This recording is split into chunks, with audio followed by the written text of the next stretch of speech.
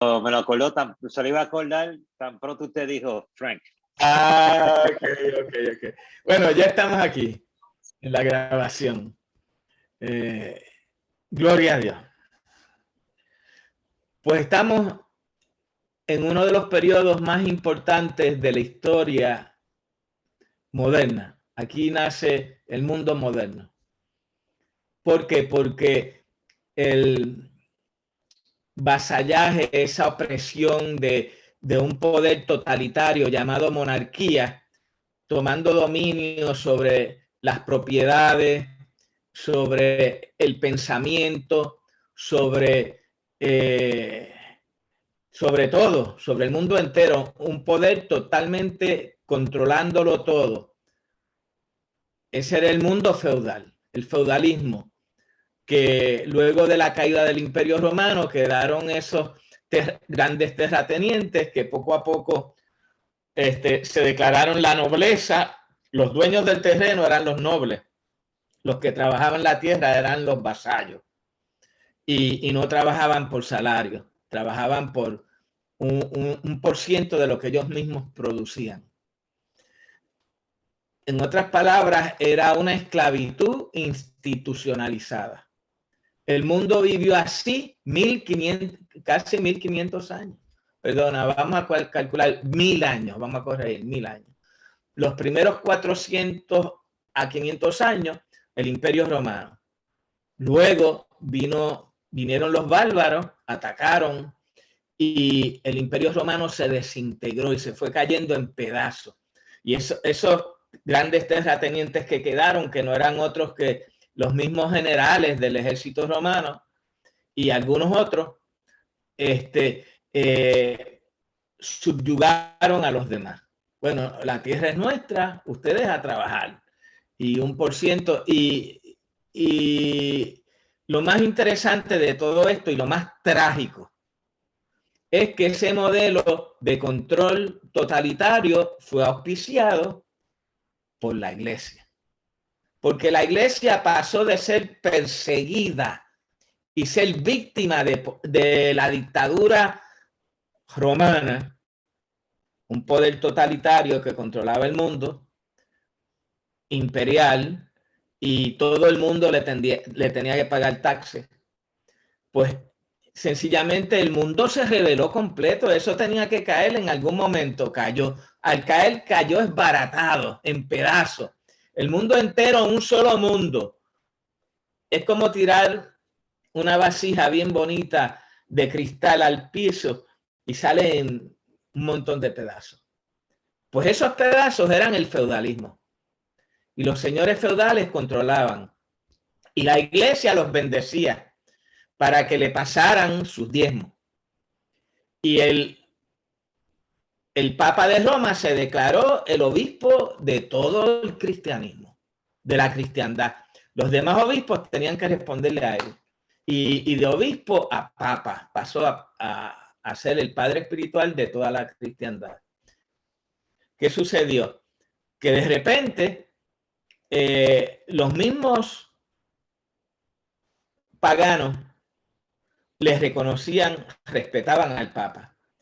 Pues el Papa controla no tan solo a los señores feudales que cayeron, que eran romanos y que eran cristianos, ahora también controla a los enemigos de esos señores feudales. Pues ¿qué sucede? El Papa está en mejor posición política de tener un poco la debacle. Pero la cosa no duró mucho porque llegó un momento hasta que los mismos paganos que invadieron Roma, los últimos, le empezaron a pedir tributo al papado. No, está bien, vamos a tratarte bien. Nuestros ancestros los trataron bien, pero ahora tienen que pagar, porque si no, los tratamos igual que a cualquier otro.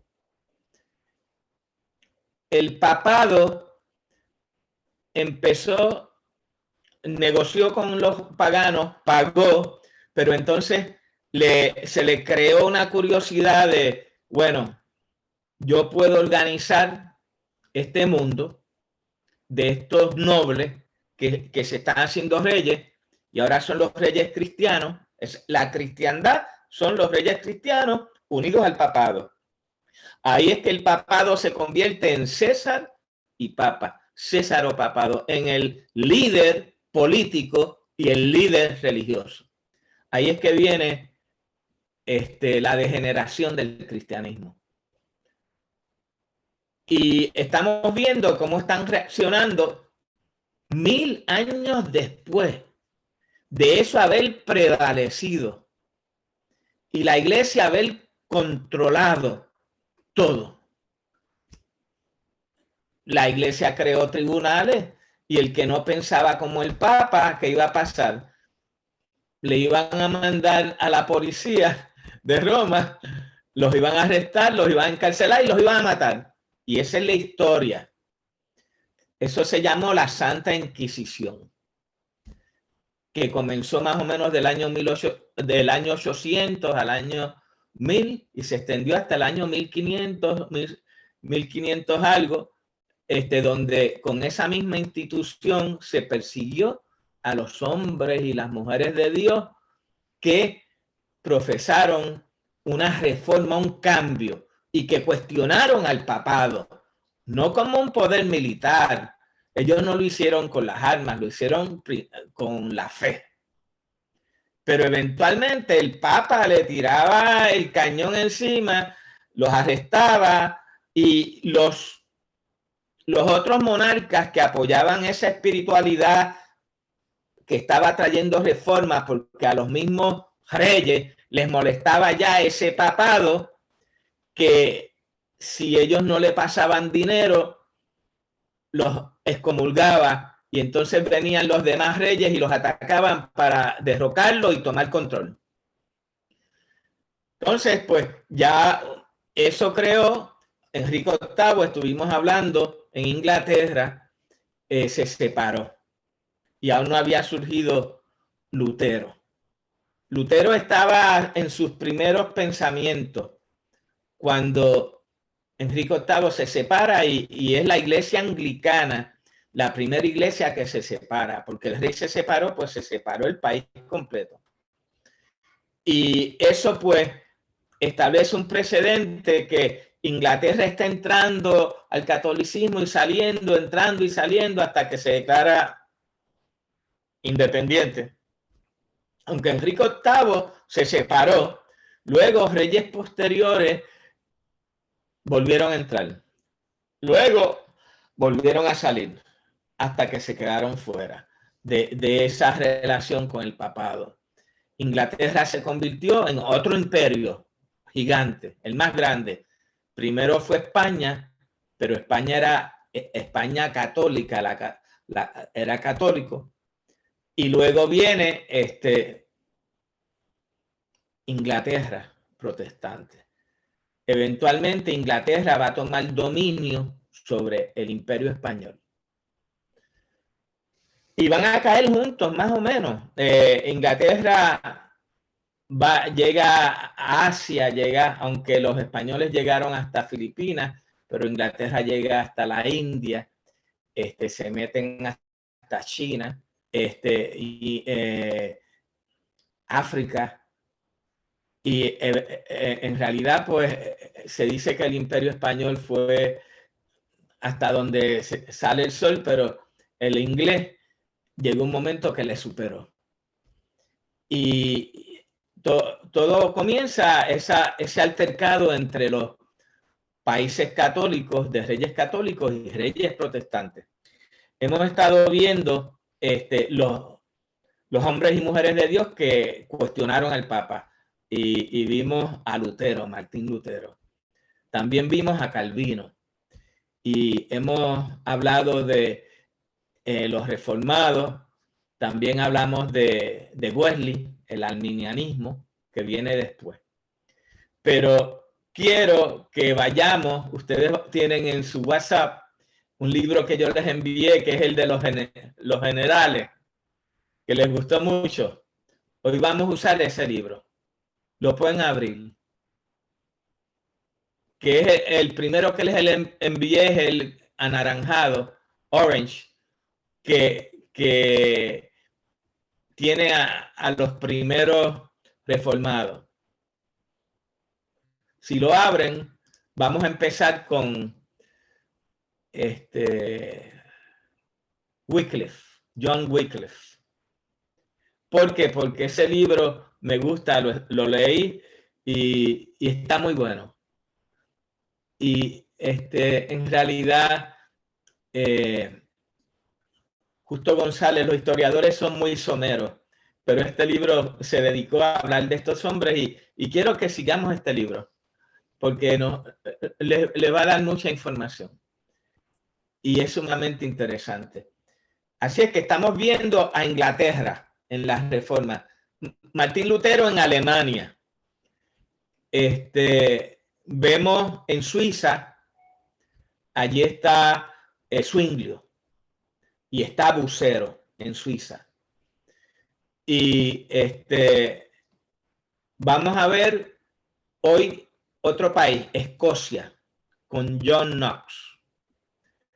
Y vamos a acabar también, vamos a comenzar con Wycliffe en Inglaterra. Luego vamos a ver a John Hus en Bohemia, que es Checoslovaquia. Y luego vamos a ver primero esos dos, Wycliffe y John Hus, que son de los primeros reformadores, ya los habíamos mencionado, pero aquí nos profundiza. Quiero que veamos el libro aquí con esos dos y luego vamos a ver a los últimos dos, que es John Knox en Escocia, que es el creador del presbiterianismo, y a George Fox, que es otro movimiento del espíritu, que lo conocemos como los cuáqueros, los Quakers. Los Quakers son el movimiento del espíritu en Inglaterra, en medio de todas esas iglesias que estaban cuestionando a la iglesia inglesa para una reforma o para separarse, lo que llamamos la reforma puritana. Pues de ahí salen los bautistas y de ahí sale también los Quakers. Los Quakers son los más separatistas porque ellos son del espíritu y ellos quieren ir totalmente al Antiguo Testamento, a la iglesia primitiva. No quieren nada con Lutero, con Calvino. Está interesante que ellos buscan una reforma, pero George Fox quiere un cambio radical al cristianismo bíblico. Y ven, ya están viendo a Martín Lutero, a Calvino, como reformadores a media. Así es que yo quiero que pasamos muy someramente sobre John Wycliffe y sobre John Hus. Esta vez vamos a pasar detalladamente. Y luego vamos a entrar a John Knox en Escocia y vamos a acabar con George Fox, los cuáqueros en Inglaterra, que llegan a Estados Unidos, América, a lo que hoy es los Estados Unidos. Y William Penn fundó Pensilvania. William Penn era un discípulo de George Fox. Y hacia estos grupos van a venir todos a los Estados Unidos, pero aquí en Estados Unidos van a tener conflictos, van a tener choques. Y hay puritanos calvinistas, por ejemplo, en Massachusetts. Y hay puritanos que son del espíritu, como digamos los Quakers. Y los calvinistas, que son más rígidos y son orientados hacia que todo el mundo tiene que pensar como ellos. Lo más raro de todo esto es que comienza la persecución de unos reformados hacia otros. Eso es lo que vamos a ver. Eso es lo triste de esto. Y ahí es que tenemos que evaluarnos nosotros. Ahí es que vamos a estar viéndonos nosotros. Nosotros no que hablamos de que somos iglesias avanzadas, pues acabamos muchas veces actuando como esta gente. A veces actuamos como los católicos y las autoridades oprimen a los que piensan diferente y a los que no les facilitan todo el dinerito que ellos quieren. Entonces, ¿qué sucede? Eso es lo que hacía el papado. Eso es lo que nosotros tenemos que evitar. Y da la tristeza que luego esto que hicieron los católicos se repitió en los protestantes en Alemania. Ahí viene el pietismo, que es otra reforma, y se repite en Inglaterra con los puritanos. Y esos conflictos que hubo entre protestantes llega a América. Un ejemplo en América es cuando los puritanos establecen su gobierno, un gobierno religioso dirigido por esos líderes puritanos. Cuando entran los Quakers, pues persiguen a los cuáqueros, los persiguen y los procesan como brujos, como si fueran brujos, y los queman en la hoguera. Entonces, Massachusetts es conocido por la cacería de las brujas. Y muchas brujas no eran tales brujas. Eran mujeres de Dios que oraban, que leían la Biblia, que hablaban lengua, profetizaban, porque así eran los primeros cuáqueros.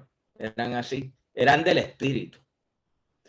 Y cuando unos grupos no entienden a los otros, pues tienden a perseguirlo. Y eso es lo que queremos evitar. No queremos caer en lo mismo.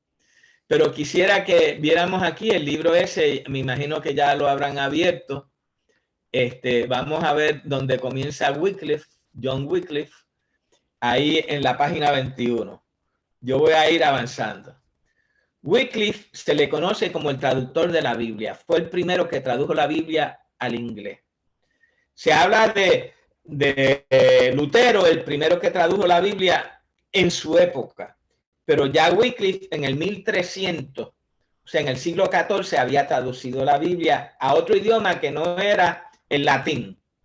Tradujo la Biblia y en el caso de Lutero lo tradujo al alemán, en el caso de Wycliffe lo tradujo al inglés.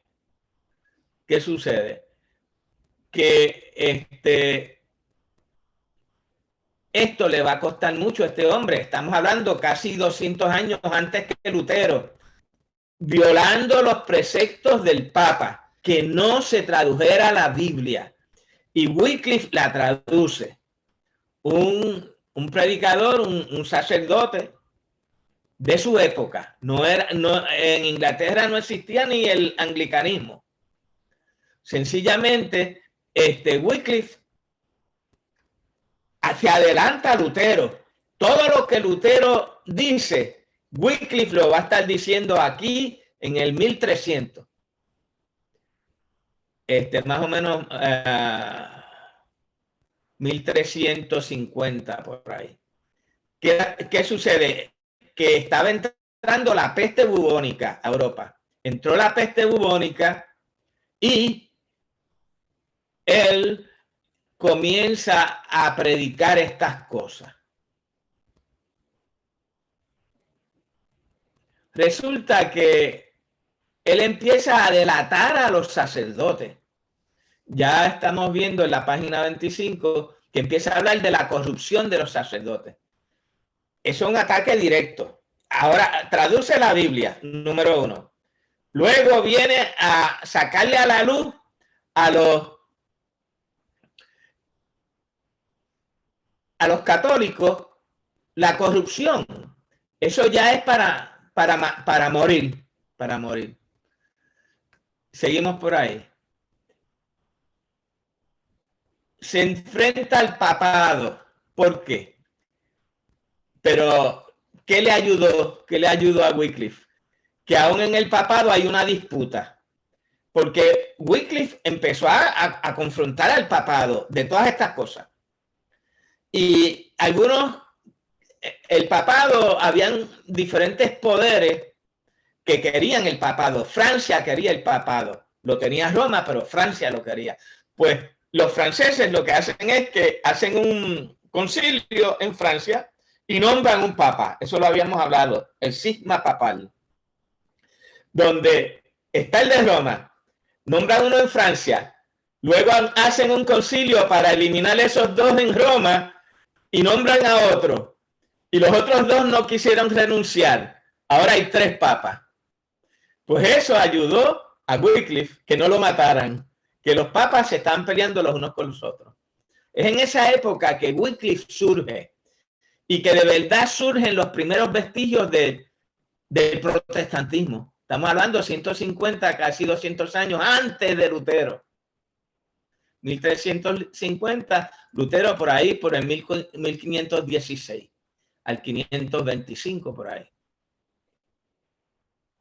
Y Wycliffe fue sistemáticamente descubriendo todo lo malo de los católicos. Y él llega a tener la protección de algunos de los líderes ingleses. Tiene eso bueno también. En un momento dado, uno de los reyes lo protege y lo hace su asesor. Los puritanos, estamos hablando ya de los puritanos que querían un cambio, pues protegen a Wycliffe. Y había un puritano general que estaba venciendo a todos los ejércitos católicos y se llamaba Cromwell. Y Cromwell se hace amigo. Wycliffe y Cromwell se hacen amigos. Cromwell es un general convertido a Cristo, un general puritano que quería establecer un gobierno cristiano, pero el puritanismo calvinista, el calvinismo de John Wesley, que lo vimos. Wesley trató de establecer un gobierno cristiano en Ginebra. Y él quería que los mismos líderes de la iglesia trabajaran junto con los líderes del cabildo, o sea, digamos, del concilio de la ciudad, y fuera un solo cuerpo. Y el cuerpo de los líderes religiosos, que se llamaba el consistorio, trabajara con el cabildo como si fuera un gobierno. Eso es lo que se conoce como la teocracia calvinista. Pues Cromwell se hizo amigo de Wycliffe y Cromwell quería establecer un gobierno cristiano en Inglaterra. Eso, mientras no habló de eso, le fue bien. Cuando él hablaba en contra del catolicismo, todo el mundo le apoyó. Tan pronto habló de establecer un gobierno puritano en Inglaterra, acabó decapitado. ¿Qué sucede? Pues Cromwell, que es el protector de Wycliffe, decapitado. ¿Qué sucede? La visión de Wycliffe es sencilla. Empieza a surgir la esencia de la reforma. Es volver al cristianismo neotestamentario.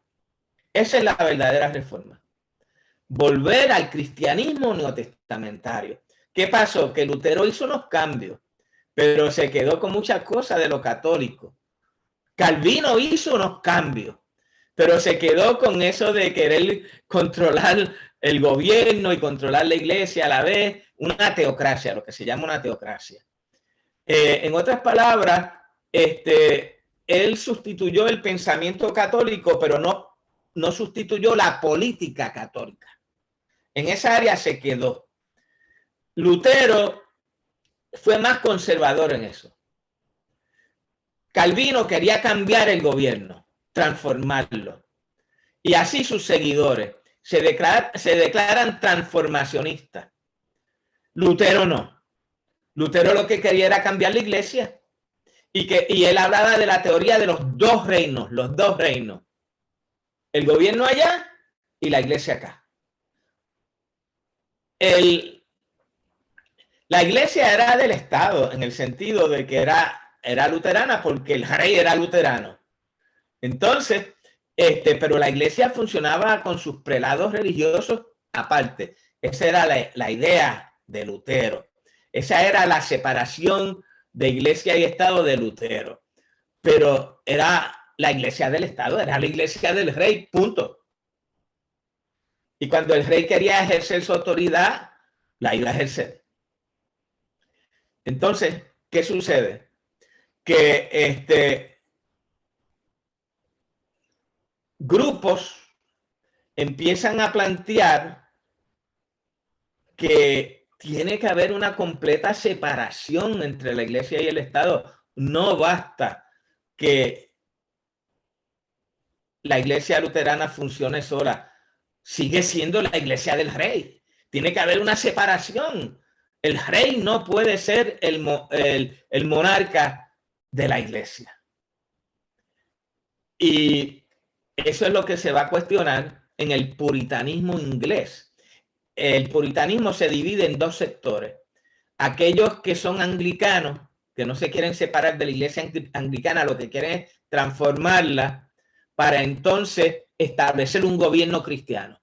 Esos son los verdaderos calvinistas puritanos. Está el otro sector del puritanismo, porque cuando hablamos de puritanismo es de santidad. Estos puritanos le estaban diciendo a los prelados, ustedes tienen que ser verdaderamente gente de Dios para ser cristianos. No basta ser reformado, no basta tener una Biblia en la mano, no basta saberse la Biblia de memoria. Pero había unos puritanos que querían hacer lo mismo que Calvino y había otros que no, que eran más arminianos, creían más en la libertad del individuo. Mire cómo usted entienda su fe y su espiritualidad interna va a afectar su forma de creer en cómo se va a gobernar un pueblo. Si usted cree que Dios es absoluto, pues como Calvino, lo que hizo fue cambiar al Papa por el concilio, por el consistorio, por el presbítero, por el grupo plural de ancianos, elders, él le llamaba ancianos y diáconos, que iban a gobernar la iglesia. Él cambiaba al Papa y ponía ese grupo de cristianos, pero lo dejaba con los mismos estilos del Papa, gobernarlo todo. Y el que se rebelara al tribunal y a matarlo. Calvino mató a Serveto. Serveto era un disidente de Calvino. Y Calvino participó en no en el juicio, el juicio se hizo secularmente, él se mantuvo fuera del juicio, pero endosó el proceso que culminó en matar a un disidente religioso llamado Serveto, que en cualquier otro país donde estuvieran, por ejemplo, personas de pensamiento donde se habla más de la libertad del ser humano, más humanistas, más arminianos, pues posiblemente no hubiera sucedido eso. Así es que usted va a ver, esto aplica hoy en día, usted va a ver todavía que hay cristianos que en su forma de ver el gobierno lo que quieren es un gobierno cristiano. Y eso viene del calvinismo. El problema del gobierno cristiano no es que crean las cosas de Dios o no crean las cosas de Dios. El problema es que esos gobernantes van a decidir cuáles son las cosas de Dios. Y si hay otros que creen diferente, los van a juzgar usando el poder del Estado y los van a procesar, ya sea en la cárcel o en la muerte. Y esa es la historia de eso, de la teocracia. La teocracia comienza con el Papa. Calvino tenía su versión de la teocracia. Entonces, ¿qué sucede? Vamos a ver a Wycliffe. Wycliffe usualmente se considera que Calvino dominó en Inglaterra. Pero no es así. Wycliffe estaba antes que Calvino. Wycliffe, aunque en un momento dado asesoró a Cromwell espiritualmente, era un líder espiritual que ayudaba y asesoraba a los reyes si lo llamaban, pero Wycliffe va a desarrollar una teoría, una teología donde él va a decir que la iglesia sí tiene que volver al Nuevo Testamento. Y él no lo vio en su época, pero él lo predica. Y vamos a ver en la página 36, dice, número 1, atacó las confesiones. Vamos a ver la absolución, que es cuando tú te confiesas y te absuelven de tus pecados. Él atacó eso, que ningún sacerdote puede perdonar pecados. Atacó las indulgencias, que es lo mismo que atacó Lutero, que es estar cobrando dinero para que salgas del purgatorio y entres al cielo. Estamos ya yendo en la página 38. Exigió el uso de la predicación. ¿Qué sucedió? Que los papas, nadie podía predicar sin un permiso del Papa. Y él entendía dos cosas. Que la Biblia era para todo el mundo. Por eso la tradujo al inglés. Pues si usted tiene la Biblia, ¿qué usted va a hacer? Cuando Dios usted se prepara en el estudio de la Biblia, predicar. Usted va a predicar. Entonces, ¿qué sucede? Nadie podía predicar que no tuviera el permiso del Papa.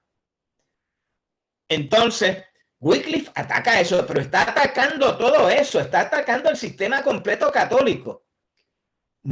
Para mí, más detallado de lo que lo atacó Lutero. En Inglaterra. Y escribe, es como un Lutero 150 años antes en Inglaterra. Pero son las ideas de Wycliffe las que luego se van a ir esparciendo. Lutero no le da el crédito, no dice yo aprendí de Wycliffe, pero se sabe que él tiene que haber leído a Wycliffe, aunque no había imprenta, no importa, entre los educadores, las ideas de unos y otros fluyen en la academia, y Lutero era un académico, era un profesor. Entonces, ¿qué sucede? Wycliffe viene a decir, a crear un grupo de predicadores. Viene a crear un grupo de predicadores y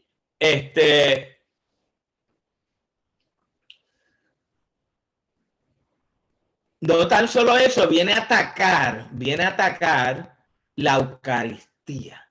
La Eucaristía, ¿qué es la Eucaristía? La Eucaristía es la Santa Cena. Y él ataca como mucho más que Lutero. Él ataca que el pan se convierte en el cuerpo de Cristo y la copa en la sangre de Cristo. Él ataca eso. ¿Qué sucede?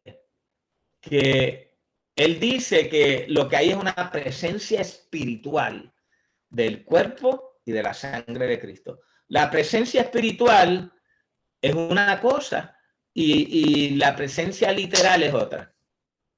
Sencillamente, lo que decían los católicos es falso. Y eso es lo que enseña, muy bien lo enseña, aquí lo enseña Wycliffe.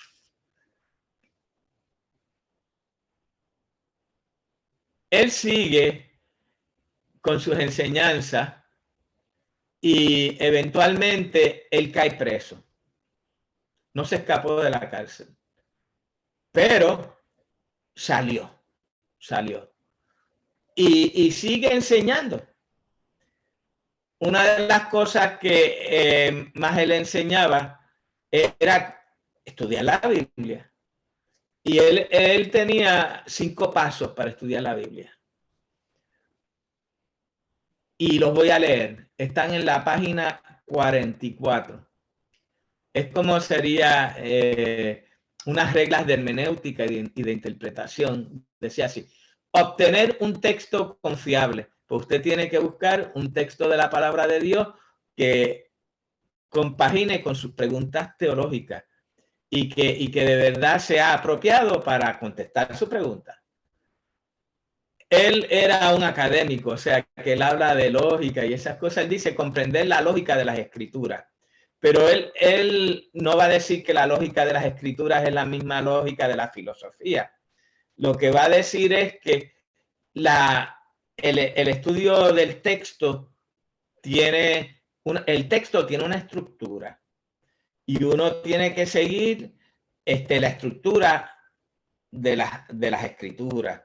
Y muchas veces, por ejemplo, en las cartas paulinas hay una introducción y luego y se narran unas cosas que estaban sucediendo en esos lugares y luego es que viene el apóstol a explicar los temas concernientes. Pues usted va a buscar los textos apropiados donde los apóstoles contestan la pregunta que usted tiene. Comparar las partes de las escrituras entre sí. Pues posiblemente usted consiguió algo de las epístolas, pero pueda conseguir algo similar en los evangelios. Y quizás hasta en la Torá, ya en el libro de Éxodo. Y entonces usted va a comparar las diferentes formas en que esa enseñanza, por ejemplo, ama a tu prójimo como a ti mismo. Esa es la regla de oro, ¿verdad? No hagas a nadie lo que no quieras que te hagan a ti. Eso lo enseña el apóstol Juan, eso lo enseña el apóstol Pablo, eso lo enseña Jesús en los evangelios, eso lo dice la ley de Moisés. Pues él dice, pues hay que entrelazar todo eso. No podemos quedarnos nada más que en una parte de la Biblia. Tenemos que ver la Biblia como un todo. Y el tema que estemos estudiando, pues ver la Biblia como un todo y ver lo que todas esas partes de la Biblia nos dicen y cómo armonizamos todo eso. La 4 es mantener una actitud de humildad y de búsqueda. Estamos, para los que no me escucharon, en la página 44. Uno no puede ser arrogante porque uno cree que esto dice así y entonces uno le va a decir a todo el mundo está en falsa doctrina porque no entienden la Biblia como yo lo entendí. No, con humildad y continua búsqueda. Uno se cree que ya llegó a toda la verdad y hay mucho más que aprender. No se puede quedar, la búsqueda es continua. No es algo de que voy a contestar esta pregunta y ya se acabó. Esa misma pregunta en otra etapa de mi vida, estudiando la Biblia, puede tener una respuesta un poco diferente. Entonces, aunque yo tenga respuesta a mis preguntas, yo voy a seguir estudiando la Biblia. Eso es lo que dice Wycliffe. Y la 5, recibir la instrucción del Espíritu. Esto es lo más importante de todo. Desde esa época, un profesor, él es profesor de Oxford, uno de los catedráticos más importantes de la Universidad de Oxford, en filosofía y teología. Él dice, en el último caso, ahí está el texto, pero quien me va a enseñar es el Espíritu de Dios, el Espíritu Santo de Dios. Gloria a Dios, aleluya. Así es que seguimos con Wycliffe por ahí, viendo. He tomado tiempo en Wycliffe porque muchas de las cosas que vamos a ver después en la Reforma, como la vida en el Espíritu, el pentecostalismo es la vida en el Espíritu. Las iglesias reformadas son más iglesias de la Biblia, del texto. Los pentecostales creemos en el texto, pero unido a la revelación del Espíritu. Y aprendemos no por análisis lógico, sino por revelación. El análisis lo utilizamos, sí. La erudición la utilizamos, sí. Los estudios históricos, todo lo utilizamos. Pero eso lo único que nos va a enseñar es la fase humana del texto. El texto tiene una fase humana porque fue dada en un contexto humano, a un grupo de gente. ¿Dónde se dio? ¿En qué momento de la historia estaban ellos? ¿Qué estaba pasando? ¿Quiénes eran ellos? ¿Eran ricos? ¿Eran pobres? eran romanos, eran esclavos. O sea, la erudición tiene que ver con todo eso, pero eso no nos va a dar la verdad de Dios. Tenemos que ocultar el texto y buscarlo, escudriñarlo, como dice el Señor, en el Espíritu, para que Dios nos hable a través de la Escritura. Eso es lo que vamos a estar haciendo tan pronto acabemos este semestre. Vamos a estar en la Escritura. Pero estas son las herramientas que vamos a utilizar cuando nos acerquemos a la Biblia nuevamente. Ya estamos aprendiendo de estos hombres y mujeres de Dios que dieron sus vidas por leer la Biblia, estudiarla y vivirla. Tan fácil que es para nosotros hoy en día. Y muchos se les da la oportunidad y no la aprovechan. ¿Qué sucede? Vamos a seguir con Wesley por ahí.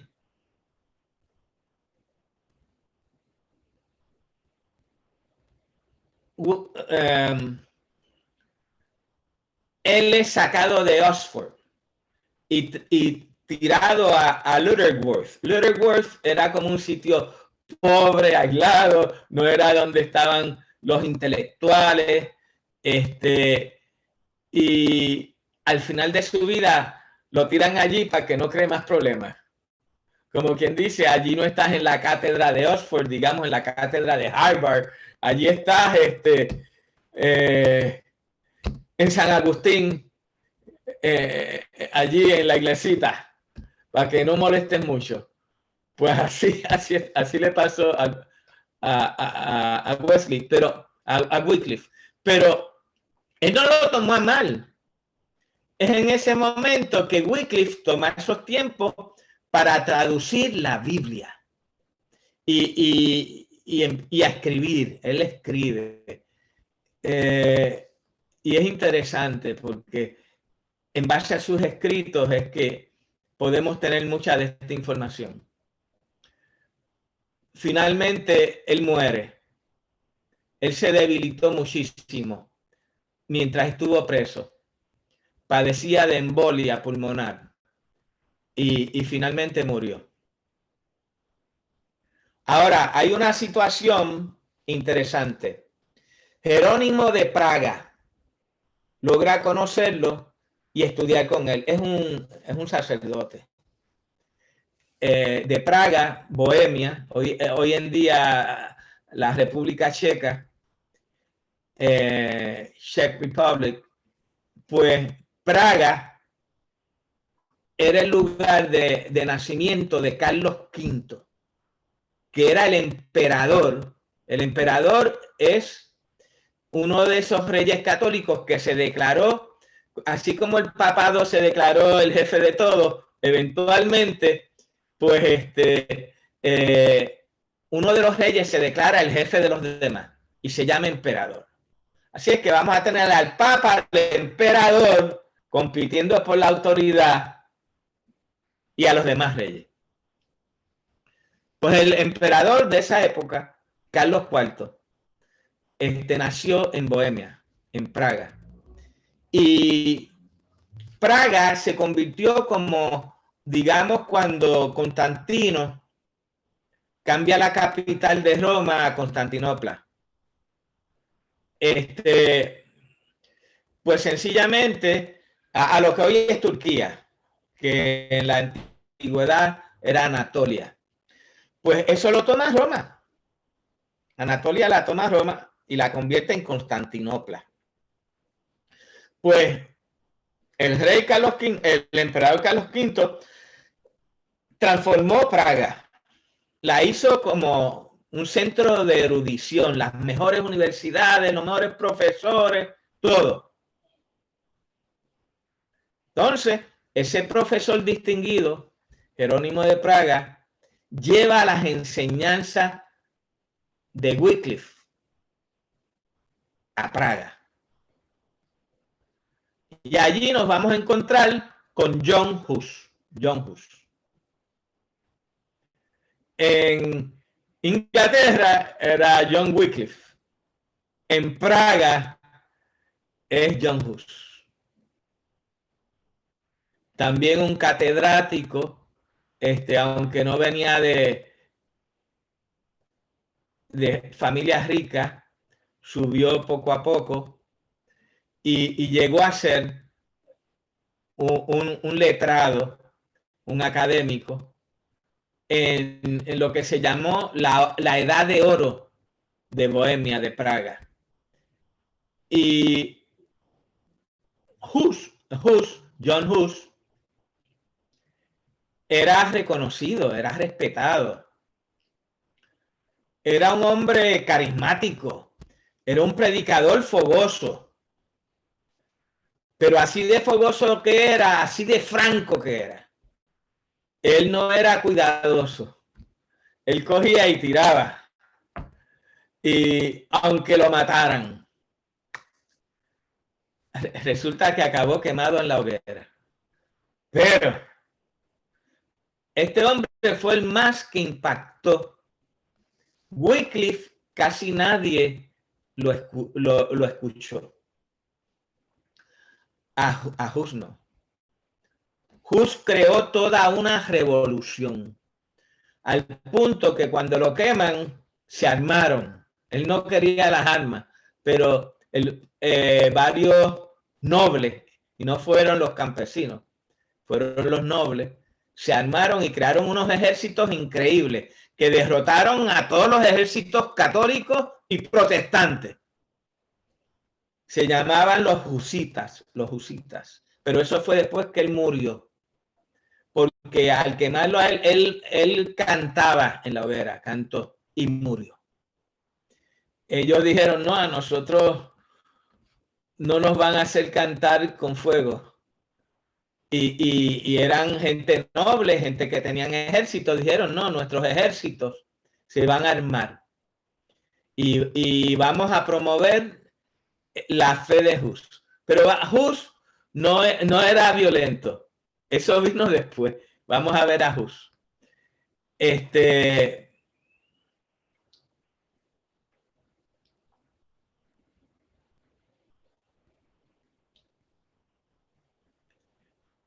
En el caso de Hus es radical.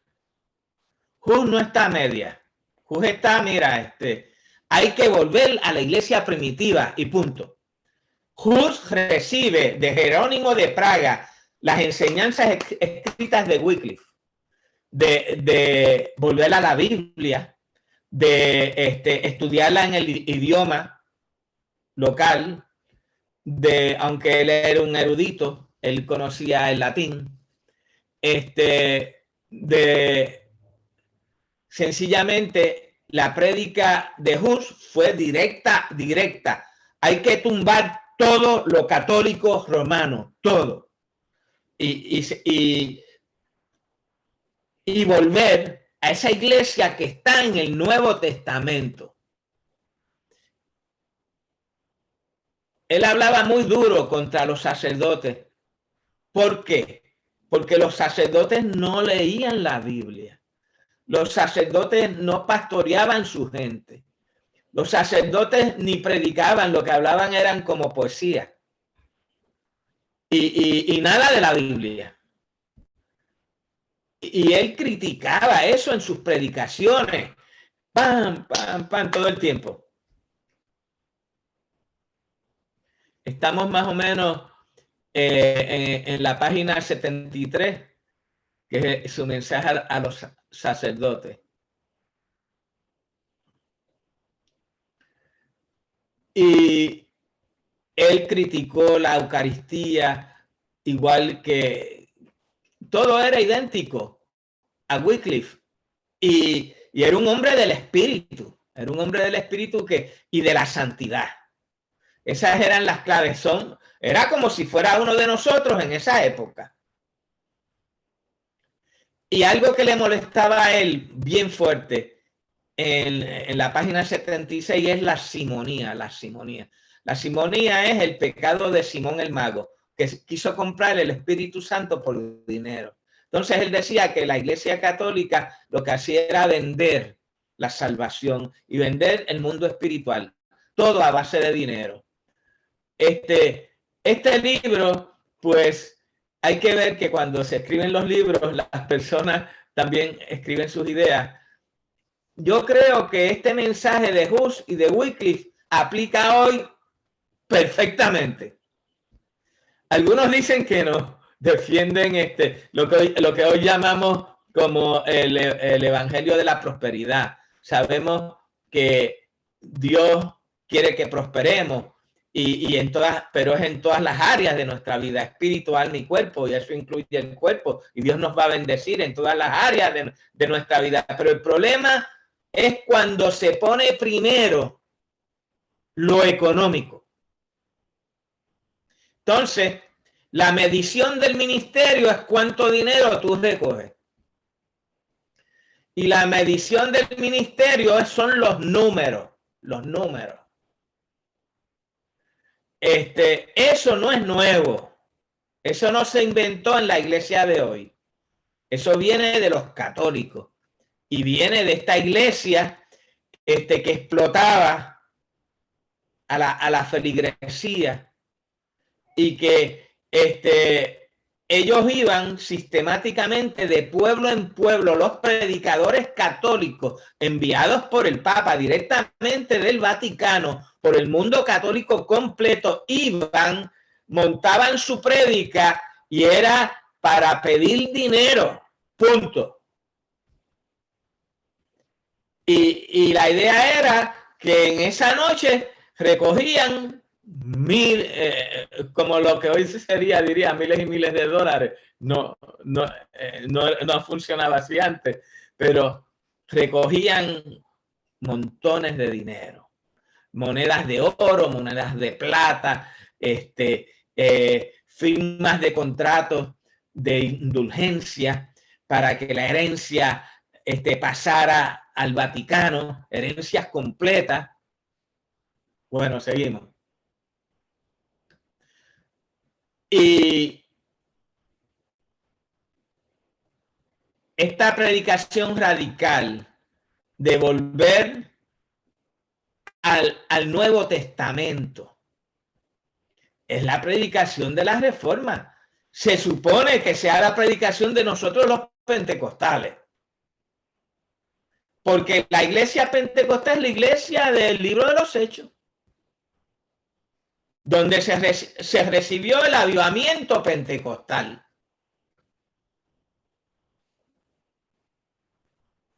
Y allí, pues se supone que nosotros estemos estudiando el Nuevo Testamento para sacar los modelos de nuestras iglesias.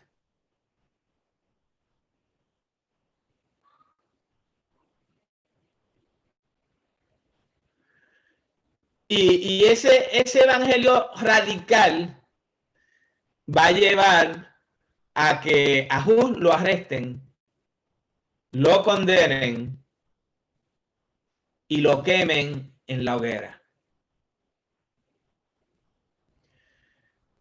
Le decían, mira, te condenaron, apela al Papa.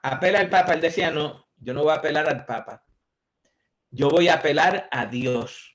Y es Dios quien va a juzgar el Papa. Porque un día yo no estaré aquí porque el Papa me liquide. Pero un día el Papa no va a estar porque Dios lo liquide a él. Este hombre, pues, no jugaba. Y le costó su vida. Eventualmente lo condenaron. Y él decía, yo estoy preparado para lo que sea, por ser fiel a la palabra de Dios y a la voz del Espíritu de Dios que me revela las verdades que están en la palabra de Dios. Vamos a hablar un poquito de eso, de revelación. Ya nos van a quemar la Hus, pero vamos a hablar, antes que nos los quemen, de la revelación y del estudio de la Biblia. Y lo mismo decía Wycliffe en aquello que leímos de cómo estudiar la Biblia. Ellos decían que hay pasajes en la Biblia que la verdad está escondida. La misma Biblia te aclara cuándo es literal y cuándo tiene un sentido más profundo. Pero hay mucha profundidad en la Biblia. Es lo que decían Wycliffe y Hus. Pero esa profundidad hay que escudriñarla en el Espíritu. Y es el Espíritu Santo quien te la va a dar. Tú vas a abrir tu Biblia y tú le vas a decir al Espíritu Santo, enséñame. Y el Espíritu Santo te va a revelar verdades de la Biblia. Y es eso lo que hace la predicación.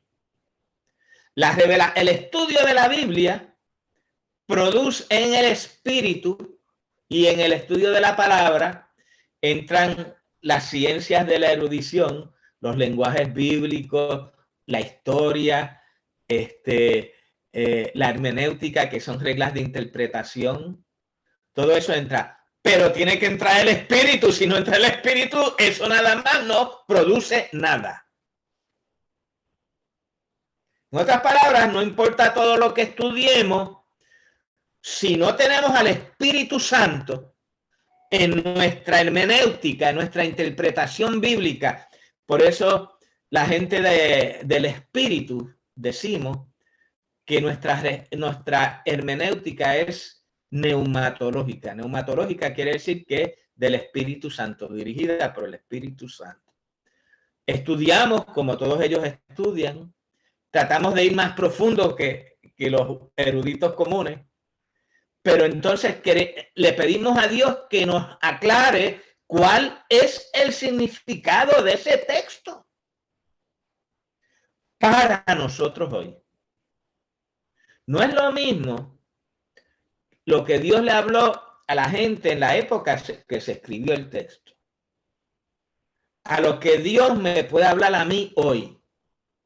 El mismo Dios que lo escribió es el mismo hoy que está conmigo por medio de su Espíritu Santo para darme la inspiración para entender las Escrituras.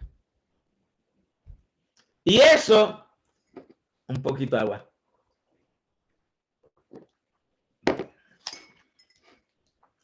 Y eso es esa hermenéutica del espíritu, neumatológica, no nos las inventamos la gente del espíritu. El espíritu viene desde la creación de todas las cosas. El Espíritu Santo se movía sobre la faz de las aguas. La tierra estaba desordenada y vacía. ¿Qué quiere decir? Que el Espíritu de Dios trajo orden. ¿Cómo? Por medio de la palabra. La palabra y el Espíritu estaban juntos, ordenando la creación de Dios desde antes de la creación de todas las cosas. Y ese es el mismo entendimiento, ese es la misma interpretación y la misma hermenéutica que tenemos, ese acercamiento que tenemos a la Biblia, a la palabra. Eso Dios nos lo viene hablando desde el Génesis. Cuando Él da la palabra para crear todas las cosas, el Espíritu de Dios estaba allí.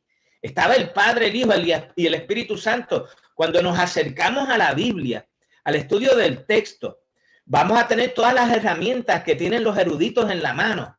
Vamos a tener los idiomas bíblicos, vamos a tener la historia, vamos a tener otras interpretaciones históricas, cómo se ha interpretado ese texto a la luz de la historia de la iglesia. Pero nosotros no nos vamos a quedar ahí. Nosotros tenemos que pedirle al Espíritu Santo que nos enseñe qué es lo que ese texto tiene para la iglesia hoy.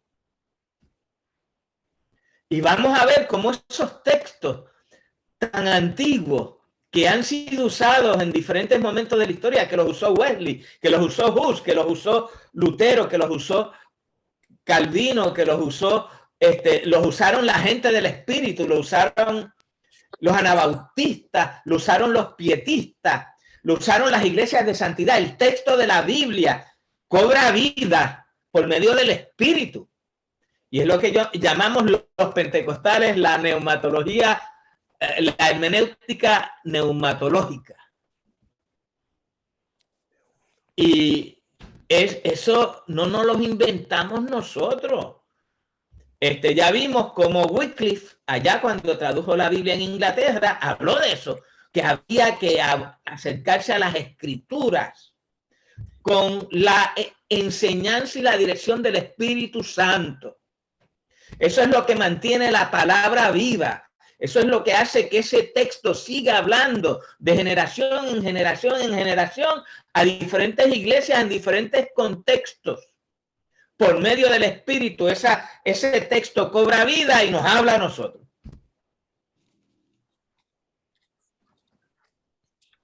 Amén. Eso es lo que estamos viendo en Hus.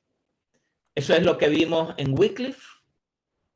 Y para eso fue que esta gente dio sus vidas. Traduciendo la Biblia al inglés, Wycliffe. Traduciendo la Biblia al alemán, Lutero. Pero Wycliffe, en el 1350, 150 años antes de Lutero, predicó lo que Lutero predicó más. Plus. Nos enseñó a acercarnos a la Biblia por medio de la dirección y la enseñanza directa del Espíritu Santo. Increíble, ¿verdad? Nos creemos que eso no los inventamos los pentecostales, los teólogos pentecostales. Eso viene de Wycliffe, eso viene. Por eso ellos, Hus, idéntico. Pero Hus era más fogoso, más atrevido. Confrontaba a los obispos, confrontaba a los arzobispos, confrontaba al papa. Sacaba para afuera la corrupción, los pecados. Y le costó su vida. Y cuando llegó al momento estuvo en el calabozo primero. Y estuvo tiempo prolongado. Allí se debilitó. Se debilitó. Estaba y debe mute. Cualquier persona debe para que ya está. Seguimos. Entonces, ¿qué sucede? Que por eso estoy yendo de nuevo a Wycliffe, a Hus. Vamos a ir ahora a Knox, John Knox. Estamos en el libro Los Generales, que yo se los di para el hermano Treviño, Dios le bendiga. Bienvenido, está en WhatsApp, Los Generales. Ahí vimos a John Wycliffe, ahí vimos a John Hus, y ahora vamos a pasar a John Knox. Vamos a pasar a Knox. A mí me impresionó John Alexander Dewey. Ajá. Me impresionó John Alexander Dewey. Claro. Tremendo. Ok. ¿Qué le impresionó de él? Bueno, cómo el Señor lo usó en milagros. Pero sí, el escritor, ¿verdad?, habla de que no era muy amigable, pero que Dios honraba las oraciones de milagros. Claro. Muchos de estos predicadores son bastante crudos. Pero es que se enfrentaron a un mundo que era bastante corrupto. Y lo de ellos era llamar al mundo cristiano, sacarlo de la apostasía, traerlos a la palabra de Dios, a la conversión verdadera, para que entonces, porque eso lo predicaron todos ellos, se creían los ministros que por tener una Biblia en la mano y haber estudiado en el seminario, ya eran ministros. Y estos individuos son sumamente rudos. Mire, usted con tú y su Biblia y sus conocimientos, si no tiene al Espíritu para enseñarle, lo que va a enseñar es palabra muerta. Entonces así lo decían desde los púlpitos. Y decían los predicadores, ustedes tienen que venir a arrepentirse y entregar sus vidas y enderezarse y dejar la corrupción. Este es el enfrentamiento precisamente de estos hombres de Dios. Knox, vamos a John Knox. John Knox es importante porque es escocés. Esto ya es otra parte del mundo. Hemos hablado de Inglaterra, de Francia, hemos hablado de Ginebra, hemos hablado de Estrasburgo, hemos hablado de Alemania. Pero tenemos que hablar de este hombre que está en Escocia. Juan Calvino estudió en Francia. Él es de los principales que va a influenciar Francia. Déjame ver, estoy por aquí. Estaba ahí y se me fue. Un segundito, déjenme llegar. Oh, God, se me pasó bastante. Ok, aquí estoy. El reformador guerrero de Dios. Guerrero era un hombre de oración, Knox, y sacaba fuera demonios. Y era un hombre fuerte,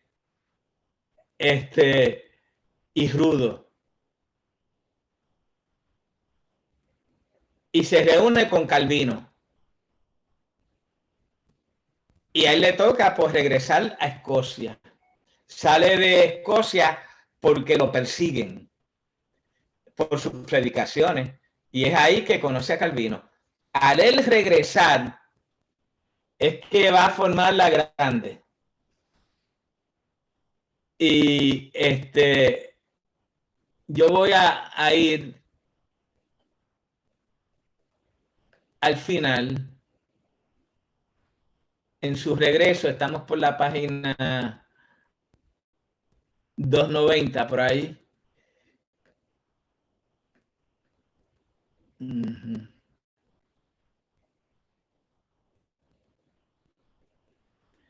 John Knox es del mismo estilo que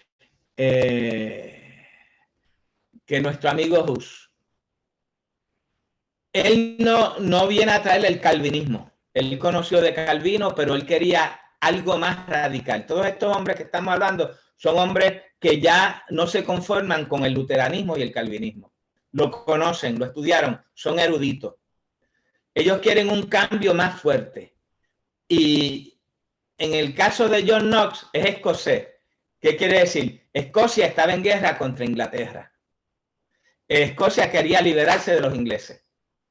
Entonces él era muy rudo contra los ingleses. Tampoco aceptaba el protestantismo anglicano. Él quería completa separación de los católicos, ir al Nuevo Testamento, buscar los modelos neotestamentarios. Es que usualmente nos creemos, y esto es lo que yo, es mi crítica al estudio de la Reforma. Nos creemos que la Reforma es Lutero y Calvino. Lutero y Calvino fueron el comienzo de la Reforma. Estos hombres y mujeres de Dios fueron mucho más lejos que Lutero y Calvino. Como yo le expliqué antes, Lutero siguió con los formatos católicos religiosos y Calvino siguió con los formatos políticos del cesaropapado, porque quería crear una teocracia en Ginebra. En otras palabras, ambos tenían vestigios del catolicismo fuerte. Y expliqué desde un principio que Calvino lo que hizo fue sacar al Papa y meter a la Iglesia. Y a ese gobierno plural que él le llamó el consistorio. El consistorio era el liderazgo de la Iglesia en Ginebra. Y él quería que el liderazgo de la Iglesia en Ginebra trabajara junto con los concilios de las ciudades y gobernaran juntos. Entonces, que cuando se desobedecía a la Iglesia, fuera el poder estatal el que interviniera. Y les mencioné el arresto de un disidente de Calvino, Serveto, que no era disidencia puramente religiosa. Serveto era más humanista. ¿Qué quiere decir humanista? Que creía en la libertad individual del ser humano. Él no creía que la imagen de Dios desaparecía por la caída como creía Calvino y que Dios nos predestinó desde antes de la fundación del mundo, porque no tenemos libre albedrío. La única libertad que tiene el hombre desde la caída es pecar, pero ningún hombre puede buscar a Dios. Es Dios quien desde afuera determina quién va a ser salvo, quién no va a ser salvo, Y entonces, como es Dios quien te salvó y quien opera en ti, tú nunca vas a perder la salvación. Ese es Calvino, puramente absolutista. Yo lo defino como un católico romano reformado. Entonces, Lutero, ¿quién es Lutero? Lutero es el hombre que trae la salvación, que trae todo el contexto de la salvación, pero se mantiene en un sistema eclesiológico católico. Y predicó del sacerdocio universal y todas esas cosas, pero mantuvo los obispos muy similar, de una forma muy similar, el sacerdocio, y varió unas cuantas cosas, pero la Eucaristía, en lugar de decir es el cuerpo literal, se convierte en carne, pues no es que se convierte en carne, es que ahí está la carne, consubstanciación. En vez de transubstanciación, consubstanciación. La hostia no es el cuerpo de Cristo, no se convierte en carne, pero ahí está el cuerpo de Cristo. La copa no se convierte en sangre, pero ahí está la sangre de Cristo. Y corporalmente, pues más o menos es lo mismo que los católicos. Calvino va más allá. La hostia, digamos, el pancito, está la presencia real de Cristo ahí espiritual. Eso es lo mismo que enseñó Wycliffe. O sea que Wycliffe, allá en el 1300, se adelantó a Lutero y y prácticamente equiparó a Calvino, que vino 50 años después de Lutero. O sea, estos hombres como Wycliffe, como Hus, fueron gente excepcional. Y Juan Knox también, en Escocia. Pero Juan Knox va a tener, le va a predicar a los nobles, a la nobleza lo va a recibir. ¿Por qué? Porque él está predicando en contra de la religión de los ingleses, que eran los que los tenían subyugados. Vamos a ver que muchas veces, cuando hay una reforma religiosa, a veces se cruza con una reforma política. Y entonces, los hombres y las mujeres de Dios tienen que tener cuidado cómo trabajan con eso. Porque los políticos tienen unas metas. Los hombres y las mujeres de Dios tenemos otras. No se equiparan. Hemos visto muchas veces en la historia de la iglesia el error de la gente de Dios en el momento en que vienen esos nobles y esos políticos a apoyarlo. Pierden, no sé qué les pasa, pierden el discernimiento y en lugar de estar dándole la salvación al mundo político, pues lo que hacen es que se unen en proyectos que no son cristianos. Y eventualmente el gobierno socava la reforma. Y eso sucedió en estos lugares. La reforma luterana se queda rezagada. Calvino va más allá. Y eventualmente a quien van a estar citando los reformados en el mundo entero es a Calvino. Porque Calvino se sentó y escribió. Y escribió teología.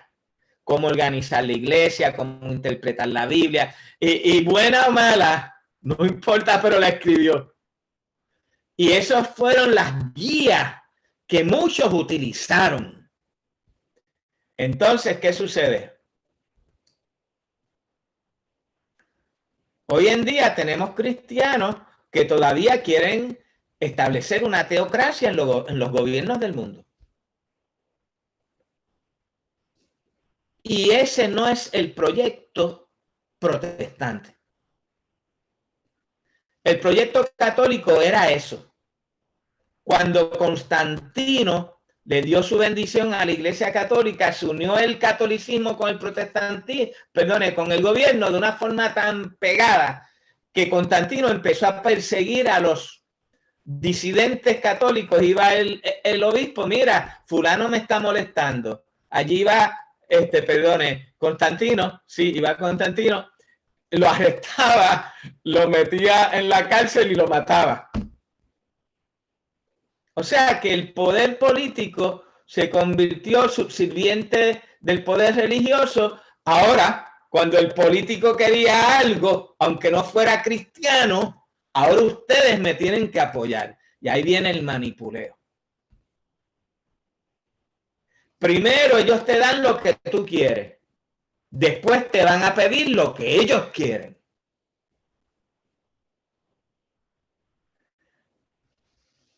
Así es que Lutero y Calvino representan ese momento inicial de la reforma.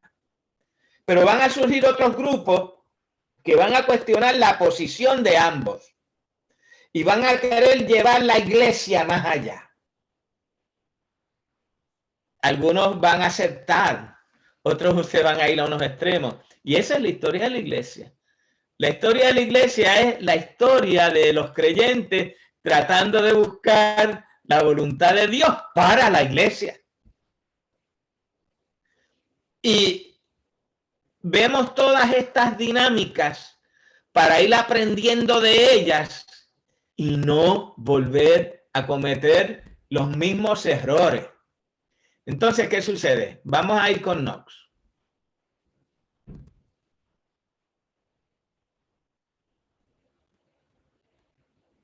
A Knox no hay quien lo pueda dominar. Perdona, sí, a John Knox. Y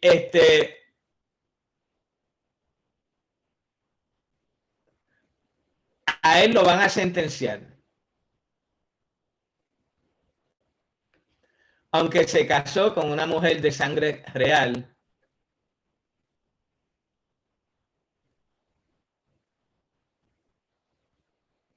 Él va a venir posteriormente.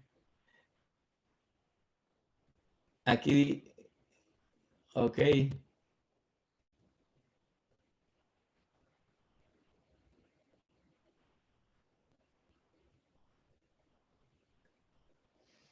Independientemente de su muerte, él murió. Él crea el presbiterianismo. ¿Por qué? Porque él va a decir, mire, no vamos a seguir con un gobierno monárquico, una monarquía. La monarquía es uno arriba y todos abajo.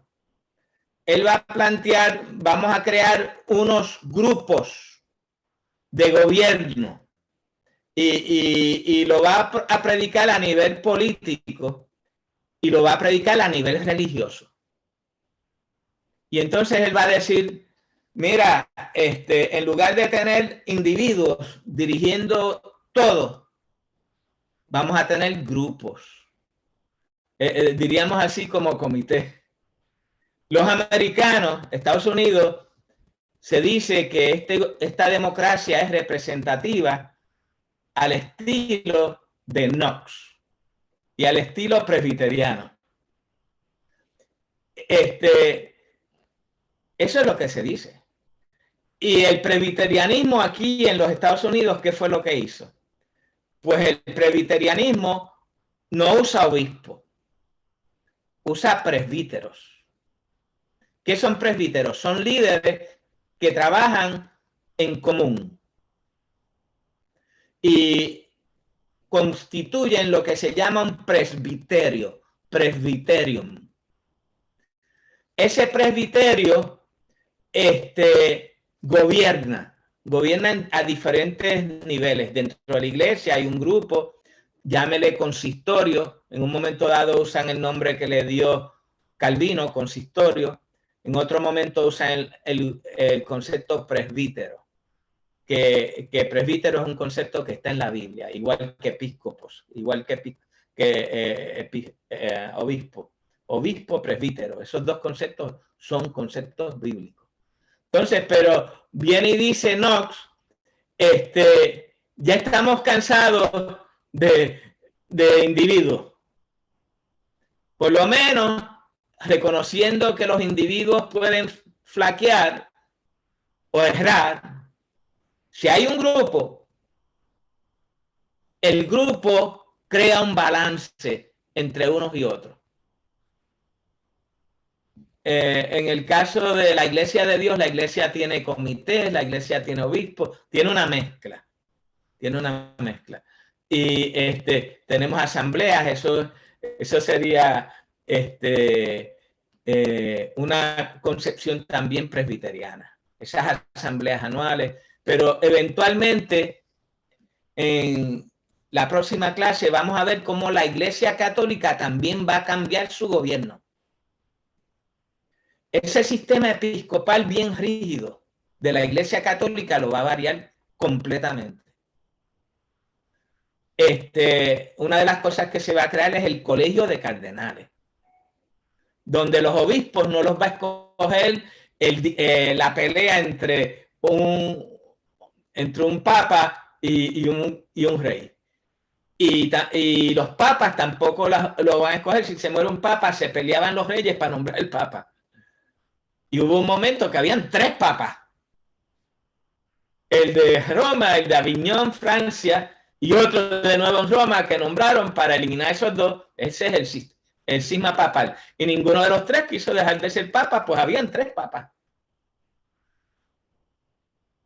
La Iglesia Católica Romana va a coger la prédica de esta gente y va a cambiar su sistema de gobierno completo. Y va a crear conferencias episcopales, por ejemplo, que en un área pues se tienen que reunir todos los obispos y decidir. Y tienen poder. Los obispos tienen poder en la Iglesia Católica. Antes, quien mandaba era el arzobispo y por orden del Papa el obispo era un emisario, un ejecutor.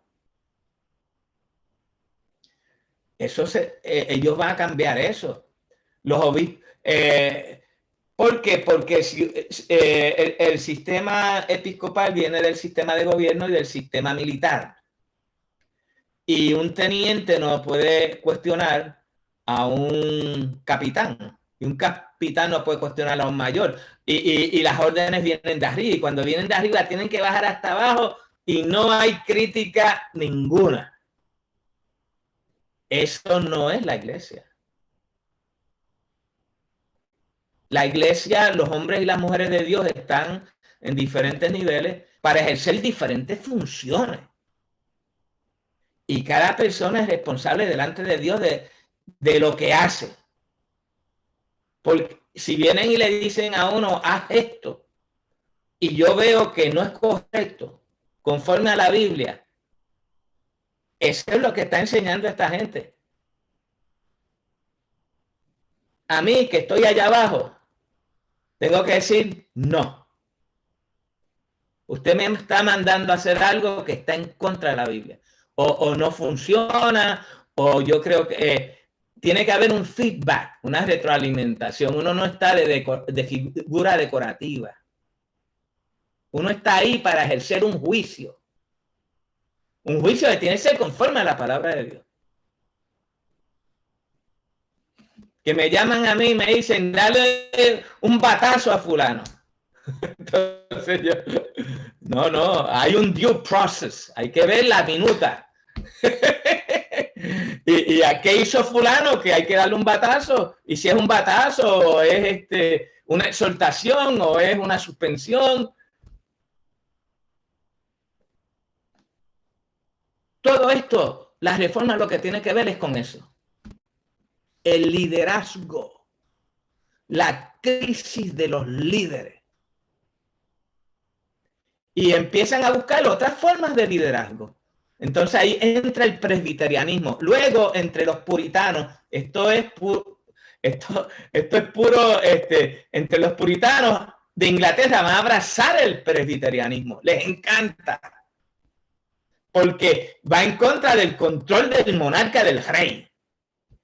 Es más, los puritanos hacen una guerra contra el rey y decapitan al rey. Al Charles, al rey Charles. Lo matan. Le hacen una guerra civil, los puritanos. El general que hizo eso, Cromwell. Luego lo van a matar, lo van a decapitar, porque el que a espada mata, a espada muere. Él decapitó al rey y eventualmente lo decapitan a él. Y todo eso está basado, los puritanos querían establecer el gobierno de Dios en Inglaterra. Hicieron una guerra para eso, mataron a un rey para eso.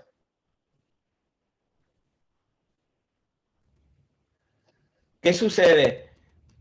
Que en Estados Unidos, cuando se ven esas cosas, pues ellos empiezan a buscar soluciones a cómo podemos crear una forma de gobierno que sea representativa, sea democrática, pero que sirva para facilitar y que se cumplan las metas de un gobierno. Y se creó nuestra Constitución, que es totalmente representativa y se compone de cuerpos, que si the House and the Senate, y el Ejecutivo por un lado y la legislatura por otro, y checks and balances, chequearse, balance. Eso es lo que se supone. Y el gobierno secular a veces sabe más de gobierno que nosotros.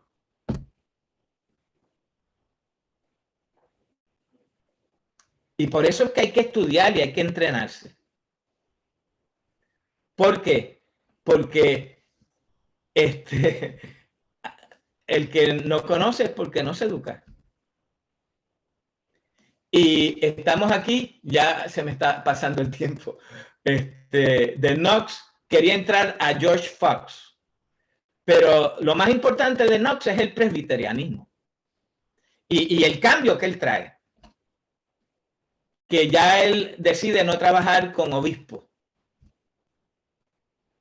Pero va a haber otros que van a decir, no queremos ni los presbiterios, vamos a ser congregacionalistas.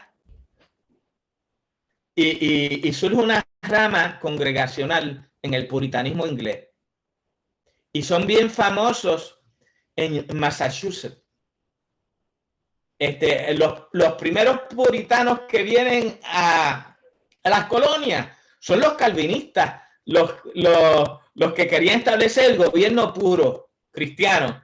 Entonces empiezan a matar a las brujas. ¿Quiénes eran las brujas? Los Quakers, que hablaban lenguas y profetizaban. Muchos de los Quakers los condenaban, personas que decían que tenían visiones, que tenían sueños, los pentecostales. Entonces los puritanos, matando a las brujas, era matar a los pentecostales. Personas que tenían sueños, tenían visiones, tenían esto, tenían lo otro, que mataron a 2 o 3 brujas, pues, pero después siguieron matando a medio mundo.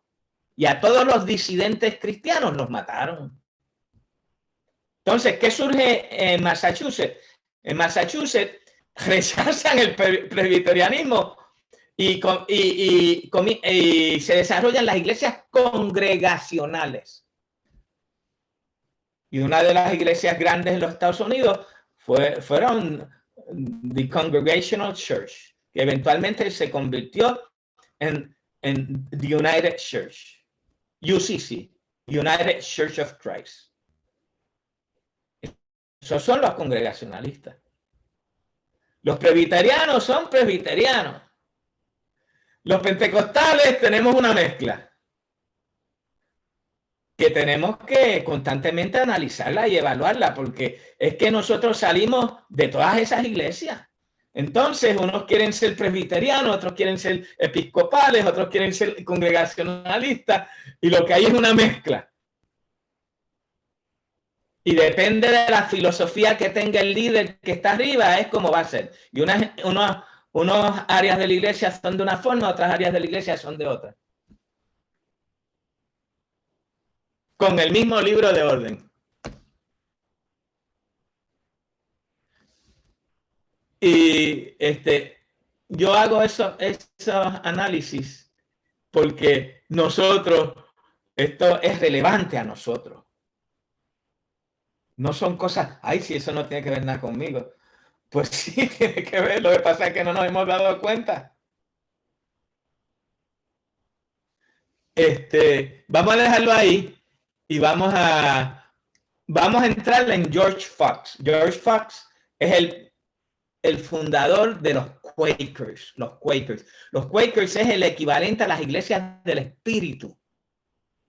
Los Quakers tienen una tendencia anabautista, separatista total. Y hasta a veces a un extremo. Ellos se separan totalmente. Ustedes van a ver, vamos a ver lo que son los Quakers.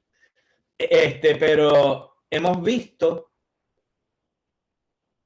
la Iglesia Católica, hemos visto a Lutero que se queda con algunos elementos católicos y otros protestantes, Calvino igual. Vemos a unos que tratan de reformar más allá, presbiterianismo, congregacionalismo luego. De ahí salen los bautistas también en Inglaterra. Sale los presbiterianos del puritanismo inglés, salen los presbiterianos y los bautistas. Los bautistas son los congregacionalistas. Y que ya acá también en Estados Unidos se llaman iglesia congregacional. Esa iglesia congregacional, que la conocemos histórica, se convierte en la Iglesia Evangélica Unida, lo que le llamamos en español la Iglesia Evangélica Unida, United Church of Christ, que son congregacionalistas al máximo.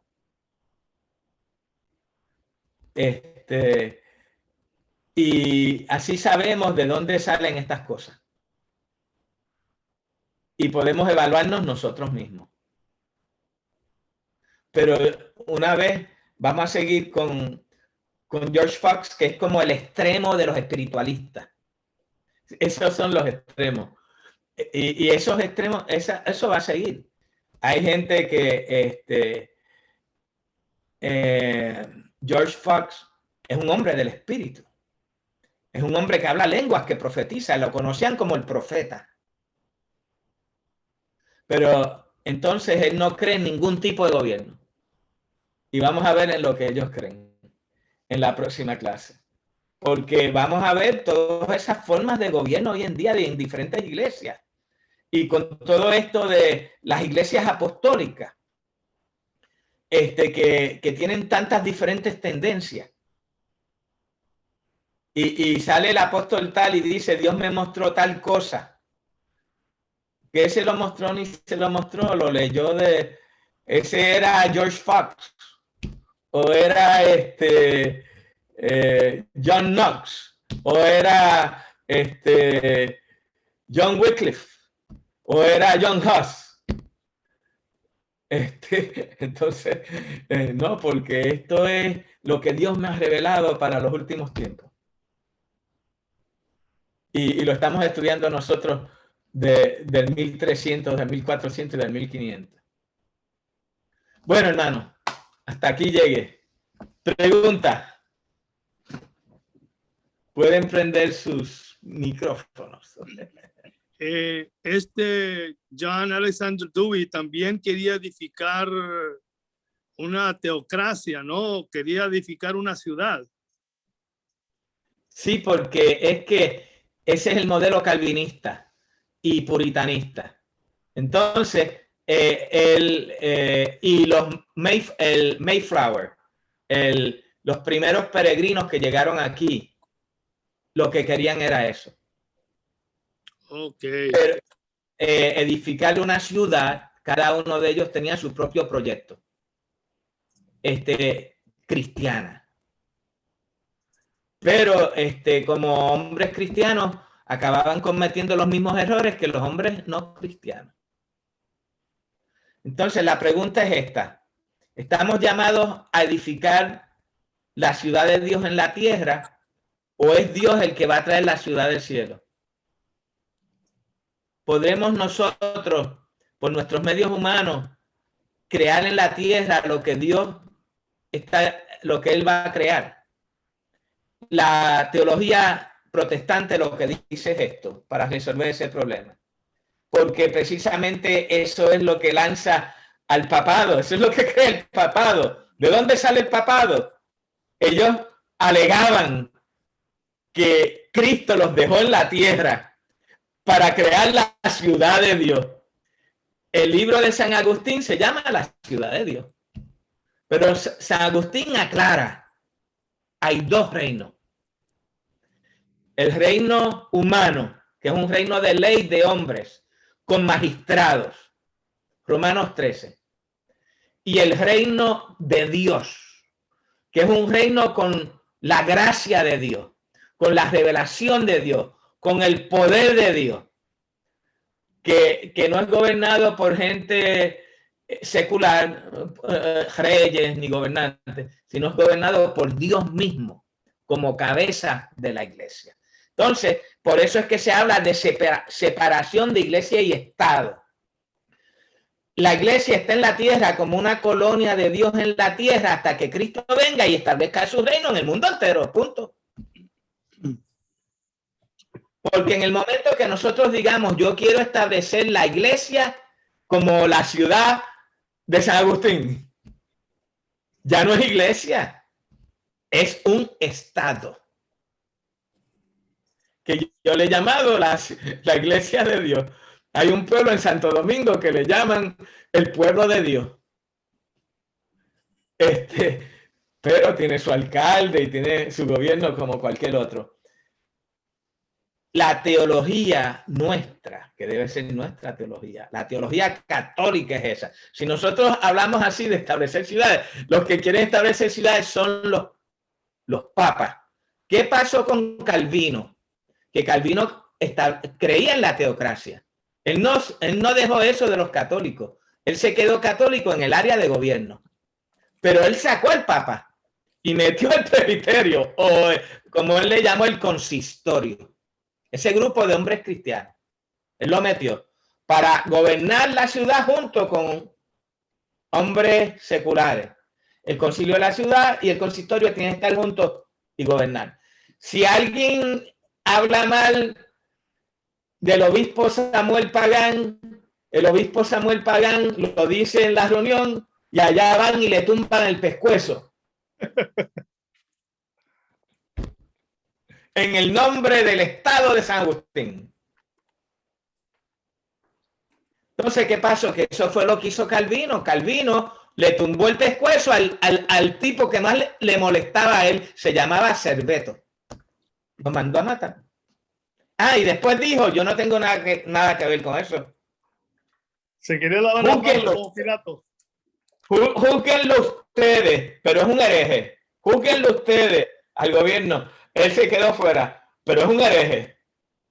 ¿Y qué era lo que había que hacer con los herejes? Matarlos. O sea, ¿me entiendes? Y con esa mentalidad a Estados Unidos. Y no les funcionó. No les funcionó. La iglesia es la iglesia, el Estado es el Estado. Somos dos entes creados por Dios. El Estado está para gobernar a todos, cristianos y no cristianos, no para matar a todo el mundo porque no sean cristianos. La iglesia es la casa de Dios. Y ahí el que está es cristiano. Y tenemos nuestras normas y nuestras creencias y todo. Pero no tenemos ningún derecho de imponerle por la fuerza, porque Dios no quiere a nadie sirviéndole por la fuerza. Esa es la clave, es que Dios no quiere eso. Eso es abominación a Dios, porque Dios nos dio libertad. Dios, entonces, ¿qué sucede? Está la iglesia, está el Estado, la iglesia sigue predicando y predicando y predicando a todos los que están en el Estado. No para obligarlos a ser cristianos por medio de la fuerza, no. El Estado es meramente para mantener la paz social entre gente que creen diferentes cosas, para que sepan que hay unas normas mínimas que tenemos que respetar. Yo fui juez, fui cristiano y también era pastor en el pueblo donde yo era juez. En un momento dado tuve que entregarle el pastorado a otro. ¿Por qué? Porque me llegaban a mí los casos. Entonces, ¿qué sucede? El gobierno es el gobierno, el Estado es el Estado. Y la iglesia sigue ganando y ganando y ganando hasta el día que el gobierno sigue funcionando. Puede llegar un pueblo que todos sean cristianos, pero el gobierno tiene su forma de funcionar y la iglesia tiene su forma de funcionar. Porque igual que puede haber un pueblo donde todos seamos cristianos, puede haber un pueblo donde haya minoría cristianos. Y tiene que existir un respeto a la iglesia. Y esa es la forma de lograr el respeto. No somos un partido político, no estamos compitiendo con nadie, somos la iglesia de Cristo, estamos en la tierra esperando el reino de Dios, que va a ser establecido por el amor de Dios y por el poder de Dios, no por el poder de Dios a nosotros. ¿Alguna pregunta?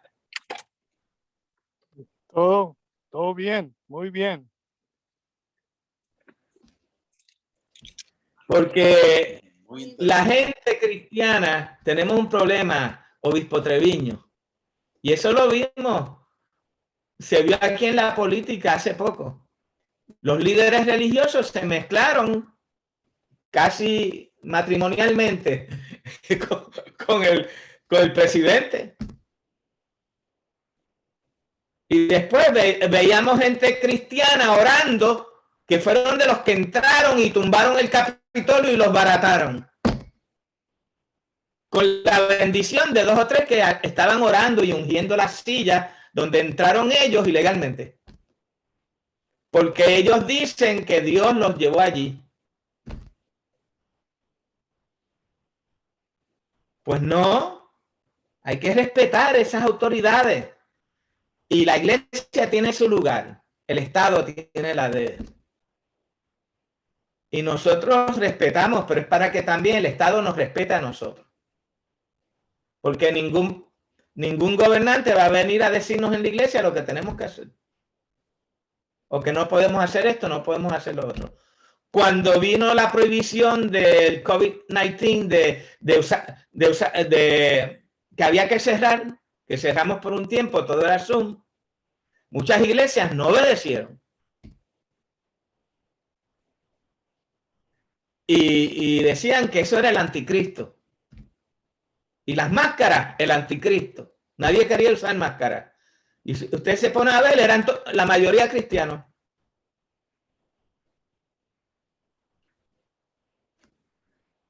Sencillamente, esa receta de ese pastel hecho con una mezcla de iglesia y Estado, el fracaso fue el papado. Y la teocracia no funciona. Eventualmente la iglesia acaba persiguiendo a los disidentes. Y esa es la historia que estamos viviendo. Los puritanos calvinistas acabaron persiguiendo a los puritanos separatistas. Ambos creían en separarse del catolicismo, pero acabaron peleando los unos con los otros.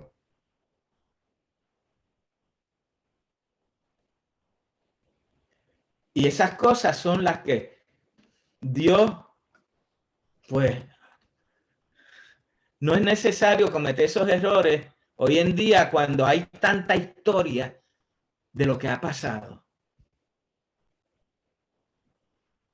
No hay necesidad de eso. ¿Alguna pregunta?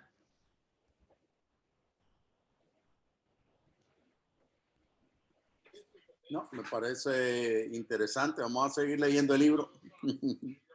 Ok, lean a Fox, a George Fox, el último, porque ese, para mí lo más interesante era Wycliffe y Fox.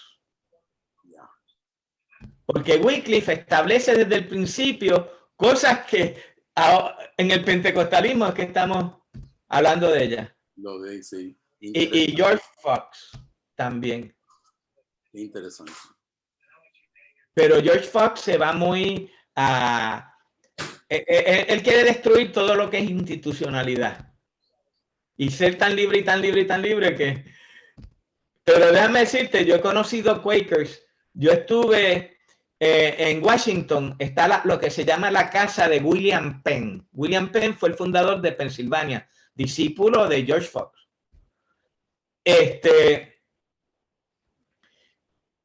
Como parte de mi seminario, mis estudios en Chicago, yo fui allá. Y fuimos un grupo de estudiantes y profesores. Y tuvimos unos seminarios y unas cosas, y ellos nos acompañaron a ir al Senado, a la Cámara, a todos esos lugares. Pero nos volvíamos y nos reuníamos y hablábamos de todas estas cosas. Ellos tienen unas ideas muy interesantes. Lo importante es que ellos son muy dados a ayudar a los pobres, a los necesitados. Ellos les aborrece todo esto de acumular dinero y de tácticas. Son muy sensibles a esas cosas. Tácticas de recaudo de dinero.